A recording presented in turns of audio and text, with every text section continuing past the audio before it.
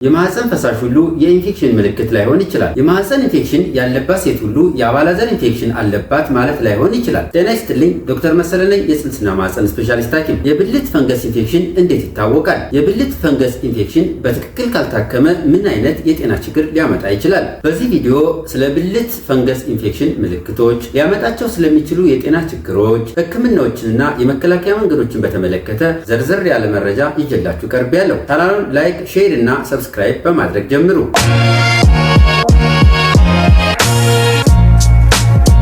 የብልት ፈንገስ ኢንፌክሽን ፈንገስ በማህፀን ውስጥ ሲያድግ የሚያጋጥም ሲሆን አንዲት ሴት በህይወት ዘመኗ በዚህ ኢንፌክሽን የመያዝ ዕድሏ እጅግ በጣም ሰፊ ነው። የብልት ፈንገስ ኢንፌክሽን የግብረ ስጋ ግንኙነት ያልጀመሩ ሴቶች ላይም ሊያጋጥም ይችላል። ፈንገስ ወይም ደግሞ ካንዲዲያ ብልት ውስጥ በተወሰነ ደረጃ ሊኖር ይችላል። ይህም ብዙ ጊዜ ምንም አይነት ችግር ላያመጣ ይችላል። አንዳንድ ጊዜ ግን ፈንገሱ ከሚገባው በላይ ካደገ ኢንፌክሽን ሊያመጣ ይችላል። በተለይ እነኚህ ምክንያቶች ካሉ የብልት ፈንገስ ኢንፌክሽን ከሚገባው በላይ ሊያድግ ይችላል።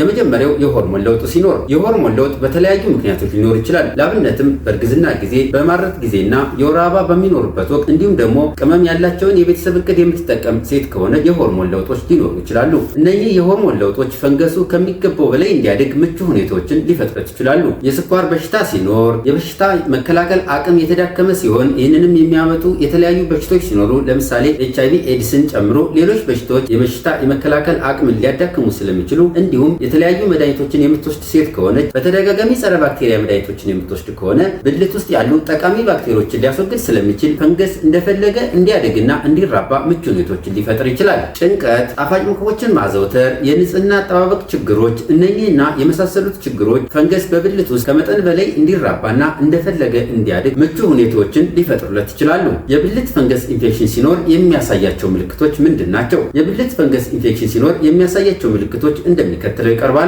አንደኛ፣ ብልት ጫፍ ላይ ማሳከክና ማቃጠል። ሁለተኛ፣ ወፈር ያለ ነጭ ፈሳሽ መኖር። አይብ የመሰለ የተቆራረጠ ነጭ ፈሳሽ የሚፈስ ከሆነ ይህ ፈሳሽ ጠንከር ያለ ሽታ ላይኖረው ይችላል። ሶስተኛ፣ የህመም ስሜት መኖር። ሽንት በምትሸናበት ጊዜ ወይም ደግሞ የግብረ ስጋ ግንኙነት በምታደርግበት ጊዜ ህመም ሊሰማት ይችላል። አራተኛ፣ የብልት ከንፈር ማበጥና መቅላት። እነዚህ ነገሮች የብልት ፈንገስ ሲኖር የሚያጋጥሙ ምልክቶች ናቸው። አንዲት ሴት የብልት ፈንገስ ኢንፌክሽን በሚኖርባት ጊዜ ህክምናዎችን በትክክል መውሰድ ይኖርባታል። ህክምናዎችም ጸረ ፈንገስ መድኃኒቶችን በትክክል መውሰድ እጅግ በጣም ይመከራል። ጸረ ፈንገስ መድኃኒት በተለያዩ አዘጋጅቶች ሊዘጋጅ ይችላል። በሚቀባ፣ በሚዋጥ እንዲሁም ደግሞ በማህፀን በሚገባ ሊታዘዝ ይችላል። የህክምና ባለሙያዎች በሚያዘዙት አግባብ መድኃኒቶችን በትክክልና በሰዓቱ መውሰድ እጅግ በጣም ይመከራል። ሴቶች እነኚህን ነገሮች ቢያደርጉ የብልት ፈንገስ ኢንፌክሽን እንዳይዛቸው ቀድመው መከላከል ይችላሉ። በጣም የሚያጣብቁ ፓንቶችንና ሱሪዎችን አለመልበስ፣ የማህፀን ንጽህና በሚጠብቁበት ወቅት ብዙ ውሃ ወደ ውስጥ አለማስገባት፣ ሳሙናና የመሳሰሉትን ለማህፀን ንጽህና